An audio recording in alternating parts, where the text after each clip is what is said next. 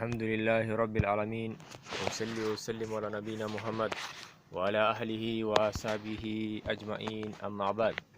Explaining the hadith of bettering the Jews, wording and implications. Sheikh Ali Hassan Al-Habi Hafidahullah has said in Al-Asala issue 30, from the things that the hearts of the believers have been assured and their interests have become certain of is that this discrepant nation in which the scattered Jews would all have gathered, and rightfully and with position in the state of Israel, shall cease and be erased from existence. We do not declare a time frame when this shall take place, as some emotionally charged individuals state without any right. That's evidence to support their outlandish claims. The time may be at hand in their era, for that is not difficult for Allah, or it may come sooner, for usually Allah says, وَمَا يَعْلَمُ جُنُودَ رَبَّكَ إِلَّا هُوَ, and none can know the magnitude and power of the armies of your Lord except He. Surely Allah is all-knowing and the all-aware, and it may be for this reason, rhetoric, refers the time when the Jewish oppression shall cease. That one of the icons of Palestinian politics has said, "Very our peace with the Jews is one of the political nature, not that of aqidah, belief and creed." Indeed, the authentic prophetic narrations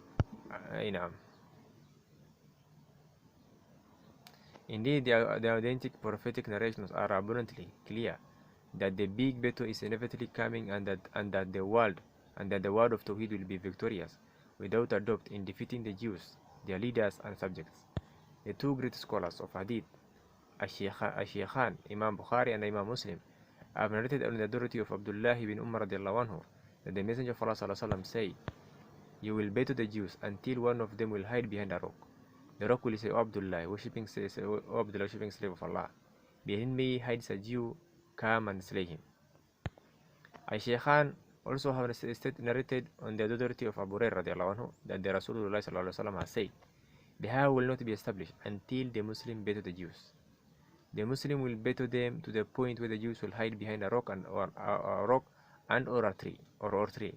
The rock or the tree will say, 'O Muslim, O Abdullah, worshipping slave of Allah, behind me hides a Jew, come and slay him.' Except for Gargad, it shall be a tree that remains silent, which is a Jewish tree." There are two most authentic narrations regarding this issue. They make clear the inevitability of the coming battle. Narrations have two pronged effects. On the one hand, they portray the reality of the situation, while at the same time they declare unambiguously that the victory shall be for Muslims. With the praise of Allah and His tawfiq, inspired guidance, the issue is clear and is not in need of excessive commentary or more thorough explanation. And within these two texts are numerous manhaj implications. There are two extremely significant points that I here address. Firstly, the first point is connected to the first part of the narrations. Isa says to his Sahaba, "You will battle." This is clear indication that the future will be for Islam, only by the permission of Allah and only in accordance with the manhaj and knowledge of the pious predecessors Sahaba. Secondly, the second point is connected to the conclusion of the narration. Isa says, and in the speech of the tree and rock, "O Muslim, O Abdullah, worshipping slave of Allah." In this statement, we see that the manhaj of educational, nature and rectification, built upon the establishment and realization of Tawheed and servitude, is the catalyst for the establishment of the laws of Allah on earth, and in implementing an Islamic life, modeling the prophetic methodology. It is important to note that there are numerous unfounded narrations that are da'if or declared weak.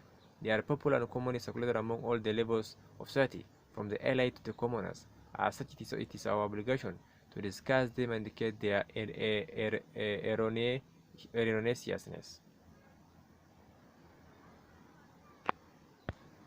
Now, it has been narrated by Sa'ad in his Tabagut, Sa'ad in his Tabugat, 422/7, and Al-Bazar in his Musnad, 134/4, Al-Zawaid, and Ibn Abi Hasim in Al-Ahad wal-Mathani, 2458, other than them, on the authority of Nuhayk bin Suraim as-Sakhuni, that the Prophet ﷺ said, "You will indeed battle the Mushrikeen, and then the last of you fight the Dajjal at the river in Jordan. You will be on the east of it, and will be the waste of it. And another said, and I know not where on earth Jordan will be at that time. And its chain of narration is Da'if weak. In it, it is Muhammad ibn Abil Quraishi and Abu Dawud as declared him Da'if, as did Ibn Ma'in and Bukhari and others. Our Sheikh Allama Al-Imam, the knowledgeable Ocean, Abi Abdurrahman Muhammad Rasulullah Albani, may Allah envelop him with his divine mercy, has recorded this hadith showing its sources with detail in his wondrous book, Silsilatul Hadith Da'ifa, the collection of weak hadith. Therein he has made clear its weakness. He rahimahullah said, I have written this because of what has increased in the inquiries about it with regards to taking over by the Jews of the West from Jordan on the 1st of June of the year 67. May Allah curse them and emulate them and purify the country from them and from their helpers. I say Amin in reiterating his dua, asking Allah to show him mercy. I make it abundantly clear that the reason for to show him mercy. I make it abundantly clear that the reason for ordering this attack was to do to what the Jews have placed upon our Muslim brothers in occupied Palestine. The murder, destitution, and corruption have renewed in the last 3 months. Surely there is no avail or release from difficulty except with the help from Allah.